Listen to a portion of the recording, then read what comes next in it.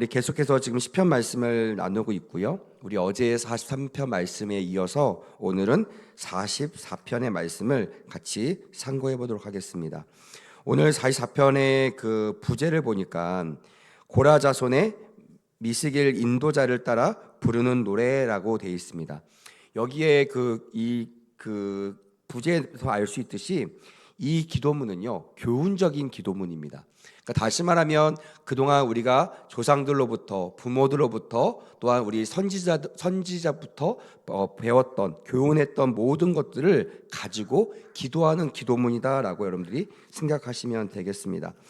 제가 오늘 말씀을 묵상하면서 다시 한번 그런 마음이 들었어요. 신앙이란 무엇인가? 여러분, 한번 물어보겠습니다. 여러분들에게 있어서 신앙이란 무엇입니까? 저도 인생에 큰 어려움 또 큰 문제가 있을 때 제 신앙의 모델인 부모님한테 면담도 하고 따로 이렇게 대화를 요청해서 대화를 한 적이 있습니다. 그때마다 지금 생각해 보니까 오늘 44절 말씀을 이렇게 묵상하고 말씀을 준비하고 생각해 보니까요, 그때 부모님들의 입에 나오는 말씀은 그냥 우리가 극히 알 수 있는, 우리가 너무나 잘 알 수 있는 세상적인 원리나 세상적인 방법이 아니었어요. 지금 돌이켜보면 그냥 목사님이 성도들에게 하는 말처럼 정말 하나님의 말씀을 가지고 교훈하는 그런 메시지였던 것 같아요. 그때는 잘 이해가 안 됐습니다. 그때는 좀 뜬구름 잡는 것 같았어요. 뭔가 실질적인 도움을 받고 싶었는데, 뭔가 지금 딱 떨어지는, 눈에 딱 보이는 그런 정답을 얻을 것만 같아서 물어봤거든요. 왜냐하면 제가 항상 자라면서 봤던 부모님의 모습은 물론 풍족하진 않았어요. 그리고 물론 막 모든 일이 막 잘 되진 않았어요. 근데 제가 쭉 지켜보면서 느꼈던 건 뭐냐면, 저분들이 믿고 있는 하나님이 참 하나님이시고, 나도 그분이 믿는 하나님을 믿고 또 그분을 따르는 부모님한테 무엇이든지 물어보면 정답을 얻을 수 있겠구나, 이런 신뢰가 저한테 있었던 것 같아요. 그래서 정말 뭐 자주는 묻지는 않았지만 정말 큰 어려움이나 정말 아무리 생각해도 해결 방법이 없을 때, 정말 어떻게 해야 될지 모를 때, 그때 면담을 통해서 또한 기도 요청을 통해서 그 답을 얻었던 것 같아요. 지금 돌이켜보면 하나님께서 이 오늘 본문 말씀처럼 그동안 부모님에게 주셨던 그 은혜를 자녀인 저에게 전수하고 저에게 교훈적으로 말씀했던 그런 기도문이 아니었을까라고 생각이 들었습니다.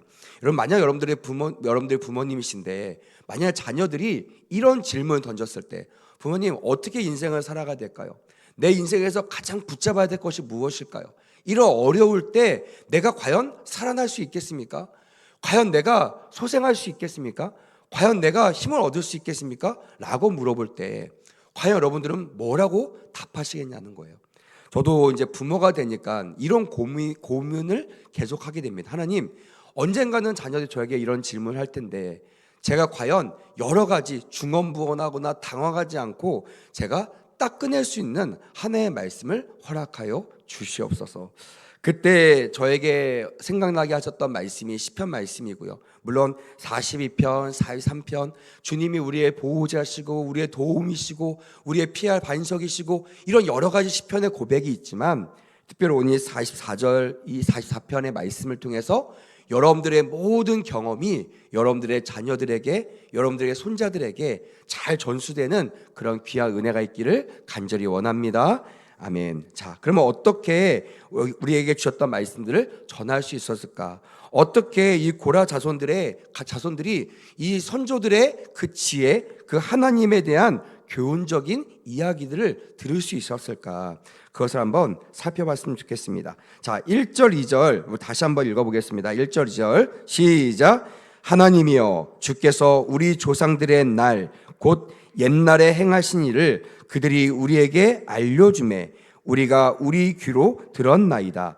주께서 주의 손으로 무백성을 내쫓으시고 우리 조상들을 이 땅에 뿌리박게 하시며 주께서 다른 민족들은 고달프게 하시고 우리 조상들은 번성하게 하셨나이다.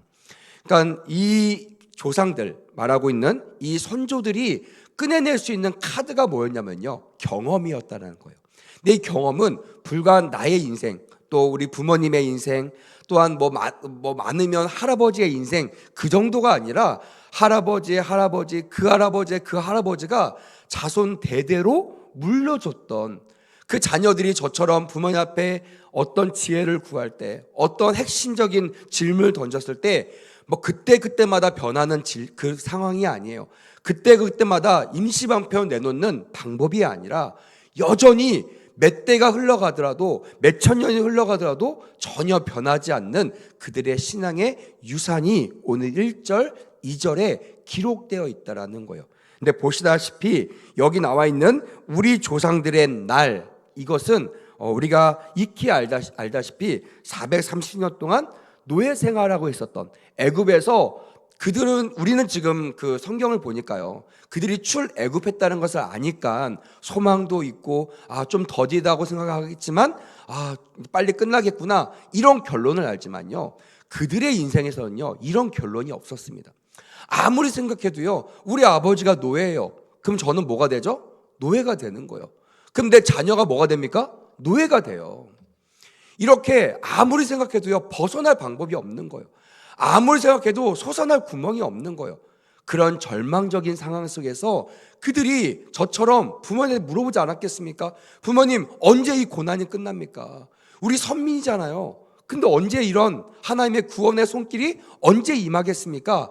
라고 물어보는 그런 상황 속에서 그들이 여전히 가지고 있던 그 신앙은 하나님, 그 하나님, 우리 조상의 하나님, 그 하나님은 나의 하나님이 될 것이고 그 하나님이 누구의 하나님이 된다? 너희들이 하나님이 된다. 이 교훈, 이 가르침을 했지 않았을까라고 생각이 든다는 것입니다. 그들이 430년 동안 노예 생활 동안 계속 읊어왔던, 계속 전수했던 이 수많은 신앙의 유산들이 우리 조상의 날, 이 날이 언제예요? 출애굽하는 날이에요. 정말 꿈꿨던, 잘 보이진 않아요. 잘 느껴지지 않아요. 왜? 수많은 조상들이 이것을 경험하지 않고, 다시 말하면 1절에 나오는 우리 조상들의 날을 경험하지 않고, 승리하지 않고, 해방되지 않고 죽음에 이르는 것들을 뭇백성들이 다 보고 자랐을 거예요. 물론 신앙이 흩어지지 않으면 하지만 절망이 계속되잖아요. 소망이 보이지 않으면 점점점 이 소망이 끊어지는 것을 여러분들도 경험했을 겁니다. 하지만 그럼에도 불구하고요, 하나님은 오늘 말씀을 통하여 너희 자손들에게, 너에게 이 질문을 던지는 사람들에게 여전히 너희가 만난, 우리가 만난 그 하나님을 전파하라고 교훈하고 있는 것을 깨닫게 되는 귀한 새벽이 되기를 간절히 원합니다. 아멘. 그것이 말씀이 필요한 이유라는 거예요. 말씀이 없으면요, 진리가 없으면 상황적으로 바뀝니다. 어제는 맞았는데 오늘은 틀리는 거예요. 오늘은 또 맞았는데 또 10년 뒤에는 이것이 잘못된 선택이 돼버리는 거예요. 그럼 얼마나 낭망하겠습니까? 우리 후대에게 전할 말이 없어요. 그냥 알아서 살아, 그때마다 기회주의적으로 살아, 이 말밖에 할 수가 없는 거예요. 하지만 성경은 그렇게 말하지 않습니다. 따라합시다. 어제나 오늘이나 영원하신 하나님, 그 하나님을 믿으라라고 성경은 우리에게 말씀하고 있는 것입니다. 상황은 달라요. 과거의 상황, 목사님 옛날이 그렇죠, 지금은 안 그래요, 이렇게 말할 수 있습니다. 하지만 어제나 오늘이나 영원토록 동일하신 그 하나님이 오늘 말씀을 통하여 우리에게 교훈하고 있다라는 것이 중요하다라는 것입니다. 그들은 우리 조상들의 날, 곧 옛날에 행하신 일을 그들이 우리에게, 따라합시다, 일러주매. 저는 오늘 44절의 말씀, 44편의 말씀 중에 가장 핵심적인 단어가 일러주매라는 단어인 것 같아요. 이 단어는 샤파르라는 단어입니다. 이 단어는 뭐냐면 말하고 또 말한다. 그러니까 우리가 생각하는 잔소리라고 생각하면 됩니다. 어제 말했는데 오늘 또 말하는 거예요. 방금 전에 말했는데 또 말하는 거예요. 오늘 아침에 말했는데 저녁에 또 말하는 거예요. 부모님 모이면 맨날 똑같은 레퍼토리, 맨날 똑같은 말을 하는 겁니다. 근데 그 말이 그냥 부모님들의 하소연이 아니에요. 부모님들이 그냥 자녀의 바라는 바람이 아닙니다. 진리, 우리 조상들이 경험했던 그 하나님이 어제나 오늘이나 영원토록, 다시 말하면 너희들과도 함께 할 것이야.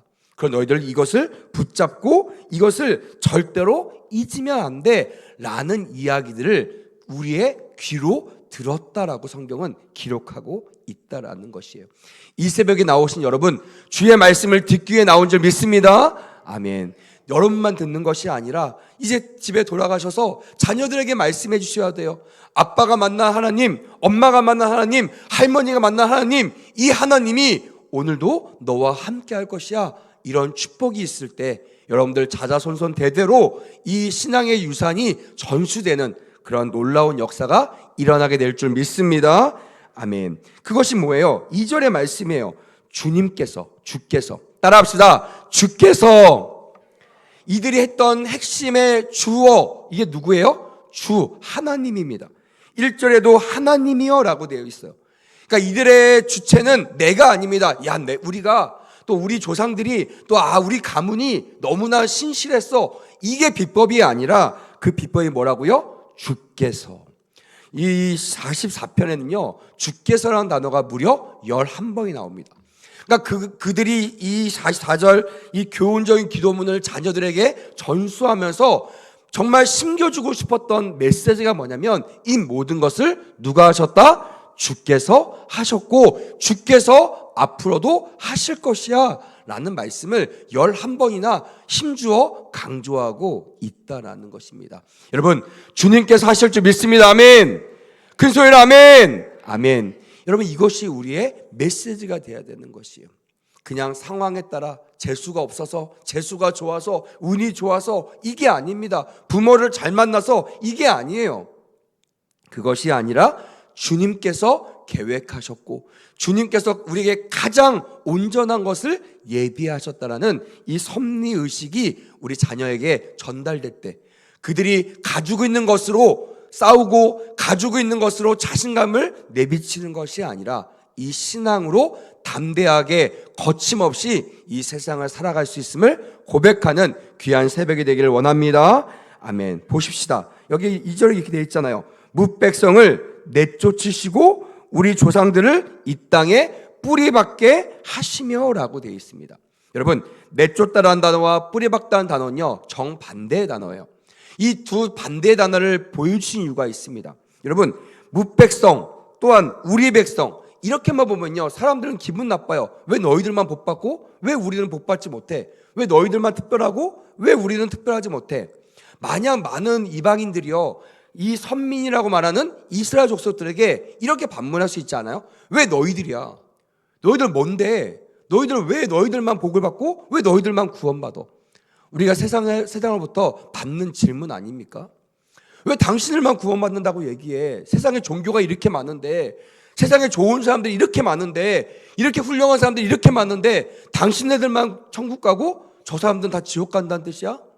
이렇게 질문할 때 여러분 뭐라고 답하시겠습니까? 뭐라고 근거를 가지고 말씀하시겠습니까? 사실은요 저는 목사로서 겸손하게 이 질문 앞에 섰을 때 할 말이 없어요. 왜냐하면 이 주체가 내가 아니기 때문에 그래요. 만약 내가 성실하게 살아서 성공했다 할 말 많겠죠. 자서전도 쓰겠어요. 근데 만약에 목사가 성공했다 무슨 말 하겠습니까? 다른 말 못합니다. 성도들의 기도 때문입니다. 하나님께서 사용하셨기 때문입니다. 이 말밖에 할 수가 없는 것입니다. 마찬가지예요. 여러분, 우리가 왜 복을 받을 수 있는가? 왜 우리가 선민인가? 왜 우리가 구원받는가? 떠올려 보세요. 우리의 공로는 하나도 없음을 고백하는 귀한 새벽이 되기를 원합니다. 아멘. 이것이 주 안에서 우리가 이 은혜를 누리고 은혜를 경험할 수 있는 근거라는 거예요. 이 이스라엘 백성들 우리가 알잖아요. 우리는 알잖아요. 역사를 봤으니까요. 성경을 봤으니까 그들이 선민답습니까? 그들이 선민다움 그 떳떳함을 가지고 자녀들에게 이렇게 말할 정도의 그런 믿음의 조상들 맞냐 이거예요. 아니잖아요. 근데 어떻게 그들이 자신들이 선민이라고 얘기하면서 마지막에도 처음에도 중간에 저들의 어떤 죄인지는 써있지 않지만 그들의 수많은 죄 때문에 전쟁에서 패배했다라는 그런 수많은 간증들이 나와요. 그게 뭐예요? 하나님이 버림받았다는 거예요. 하나님이 내버려 두셨다는 거예요. 왜요? 죄 때문이죠. 성경은 기록해 있어요. 모든 불행, 모든 문제의 원인이 뭐라고요? 운이 나빠서가 아니에요. 죄 때문이라고 성경은 분명히 말하고 있습니다. 그러면 선민인 그들이 어떤 죄인지 모르겠지만 죄 때문에 하나님 앞에 버림받고 내버림 바 됐기 때문에 이 전쟁에서 패배하는 이 이야기들이 9절부터 16절까지 구구절절하게 기록되어 있어요. 그럼에도 불구하고요, 23절부터 26절까지 보면요, 그들이 또 하나님께 담대하게, 여기에는 오해할 수 있지만 이거는 하나님 앞에 따지는 질문이 아닙니다. 그들이 말씀, 약속을 근거로 하나님 앞에 호소하는 내용이에요. 하나님, 어찌 당신의 백성들을 버리시겠습니까? 이 말은 뭐예요? 왜 버렸습니까? 라는 뜻입니까? 아니에요. 버리지 말라는 뜻이에요. 버릴 수 없다는 뜻이에요. 왜요? 어느 누구도 하나님과 우리에 대한 사랑을 끊을 수 있으니까 없으니까? 없기 때문이라는 것입니다. 오늘 이 새벽에 이것을 깨닫는 은혜가 있기를 간절히 원합니다. 아멘. 그들이 그렇게 저 백성들은, 뭇백성들은 내쫓기고 당신의 민족들은 뿌리박게 하셨다. 또 뒤에 보니까요, 다른 민족들은 고달프게 하시고 우리 조상들은 번성하게 하셨나이다라고 비교하면서 고백하고 있는 것이, 이건 여러분 잘난 척이 아닙니다. 여러분, 우리가 이 세상 살아가면서요, 잘난 척하면서 우리는 구원받고 너희들은 지옥 갈 거야, 이런 태도는 여러분 잘못된 태도입니다. 왜요? 그 주체가, 그 근거가 나에게 있다? 아니잖아요. 나에겐 그 근거를 찾아볼 수가 없는 거예요. 내가 구원받을 근거가 있어요? 내가 구원받을 그런 거리가 나한테 있나요? 없죠. 그럼에도 불구하고 주께서 나를 구원하시기로 작정하셨기 때문에, 할렐루야, 이것이 평생의 우리의 감사 기도 제목이 되기를 간절히 원합니다. 아멘. 그것을 우리에게 말씀해 주고 있는 것입니다. 그래서 3절에 보니까 그들이 자기 칼로 땅을 얻어 차지함이 아니요라고 결론 맺고 있는 것입니다. 그들이 싸움을 잘하기 때문에, 그들이 능력이 있기 때문에, 그들의 팔이 강하기 때문에 그들이 구원받은 것이 아니라는 것을 고백할 수밖에 없다라는 것입니다. 이 새벽에 이 하나를 만난 우리들이요, 세상에 나가서 취해야 될 자세는 두 가지입니다. 하나는요, 겸손함이에요.